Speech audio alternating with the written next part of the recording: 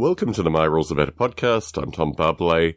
I had the opportunity, actually, about this time yesterday, to chat with Barney Decker for the second part of his interview with me. The slight distinction, the slight distinction this time was that I was quite irascible. So I'm not sure whether it'll make a good interview or not. I haven't actually gone back and listened to it. One of the things about doing all these podcasts is that your Skype records everything. And I thought, I'm just going to leave it with Barney to see how he edits it, or maybe doesn't edit it and puts it out. But we touched on a number of topics which, in accumulation, I just found rather irritating. And, yeah, it'll be interesting to see what edits Barney puts into it when he puts it out. Some of the things I wanted to talk about from the last Paintcast, I have all the figures dipped now, and they are unbelievably sticky. These are the dwarves and the orcs. So my thought was that I'll take some photographs of them and take them with me on my international travels and use that as an opportunity to work on the October skirmish rules. I have started to work on what I'm loosely thinking of as a sequel to the Britannia rule system. And my plan with that is as follows currently. I've put in about 5 pages of 200 pages. And I've worked out the rough time frame to put the thing together and do playtesting and all these kind of things. My plan is to release that as something physical.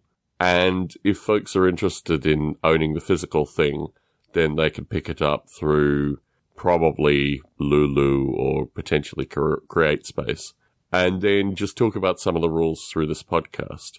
I think that's important in part because I wanted to see whether people are willing to use those kind of mechanisms to get rule systems, but also it is a very different kind of rule system than a lot of the stuff that I talk about here in terms of, on one part, the level of detail. Also, I want to commission some artists to do some work in it.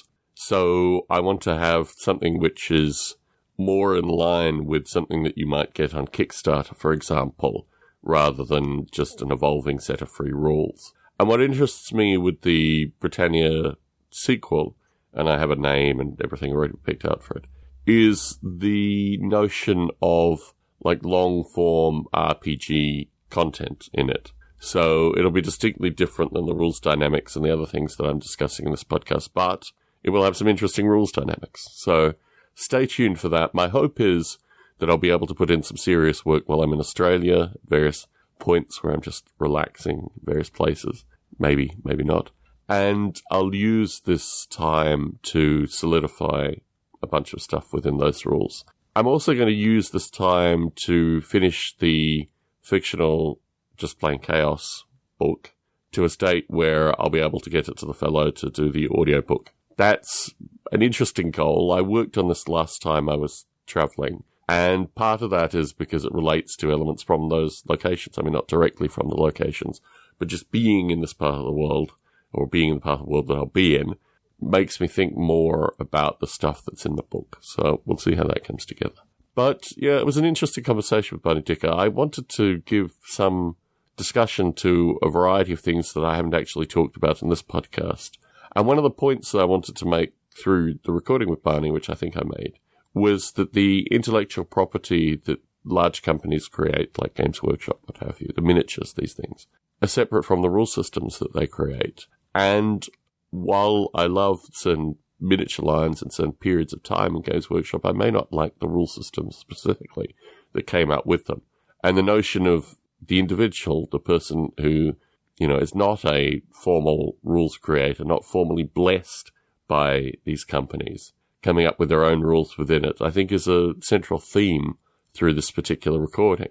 The notion that anyone can come to these things and create their own rule systems, but the intrinsic value of the underlying figures and these kind of things, the creative part of this process that isn't specifically associated with the formalized rules that these companies put out. I think that is an interesting idea. And we also talked about this notion of a vast majority of game players being perfectly happy with the rules the way they are. And we did this in the discussion associated with Easy Dice. It'll be interesting to see how that comes out, how Barney frames that in conversation, because he certainly records an intro with the recording as well. We also talked a little bit, and this was probably when I was at my most irascible, just because I thought the point had to be made, that in parallel to all of this, and I can talk about it, I mean, it's pretty well documented in podcast form, a large portion of my simulation work has had to be changed slightly based on the aggressive actions of an external party, for no other reason than they just wanted to use the name, and then they wanted to suppress all my work based on the fact that they wanted my name that they were using to be high in Google searches, which just meant absolutely expunging good portions of the internet and paying Google and a variety of other folk to just have it expunged. And if you think I'm being slightly cagey about the Britannia sequel, it is purely because I'm very mindful that sometimes launching things early or doing these kind of things isn't necessarily advantageous. Now, I have already talked about the notion of Patreon, and the silence was deafening from the listenership associated with this particular topic. In fact, Barney Dicker didn't even raise it in our discussion as well. So my view with that is, okay, that is an important data point. But I want to see if a physical rule set with a variety of different ideas can be run in parallel to what is clearly a kind of vast quantity of open source and open ideas that I'm putting out in this particular podcast as well. So if you have any thoughts with regards to my discussion of Patreon, please do get in contact. Give me your thoughts and feedback. Barbelé, Bravo Alpha Romeo, Bravo Alpha Lima Echo Tango @gmail.com is the way to contact me.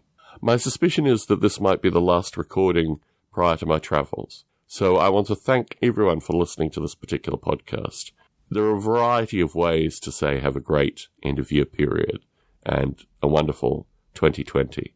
But the facility that this podcast has given me to talk and think and behave in a way where I don't normally record these ideas and things, we will start to explore, particularly with the October skirmish rules in the new year, associated with some of my analysis of history, in particular Second World War history. And I think what is fascinating through that is I will hope to try to provide some of the nuances that Barney tried to tease out of me in the recording yesterday, associated with my subtle thinking of where history is important and where history is unimportant. And I think in wargaming particularly, the nuances of history that are presented through a rule system are always about emphasizing certain aspects. I watch a fellow on YouTube who talks periodically associated with how, when confronted with killing people with a gun, even in points of war, people rarely shoot the other soldier, the opposing soldier. And this is a very nuanced thing that actually, if people aim their weapons and fired at humans, in a majority of cases, the casualties of war, particularly in frontline combat, would be far higher. And this statistically, I think, is absolutely fascinating, because it represents kind of human psychology where you could have combatants where not a majority of the combatants in close range walked away, but certainly the notion of steely-eyed gunmen shooting each other down in close quarters is one that is perpetuated by a particular historical narrative. So these kind of ideas, I think, are absolutely fascinating when, put out there by amateur historians. Yet the nature of what a historical account is, the notion of winning at all costs, the notion of, completely eliminating your foe, is in stark contrast to the statistics that exist with regards to the practicalities of war. So that is a footnote that I want to leave for you for your holiday break, whatever one calls it these days, with the notion that statistically we are simulating something that is slightly more nuanced in practicality. Tom Barbelé in San Jose, signing out. Hopefully you'll hear from me early in the new year with some exciting announcements about new stuff that is coming out.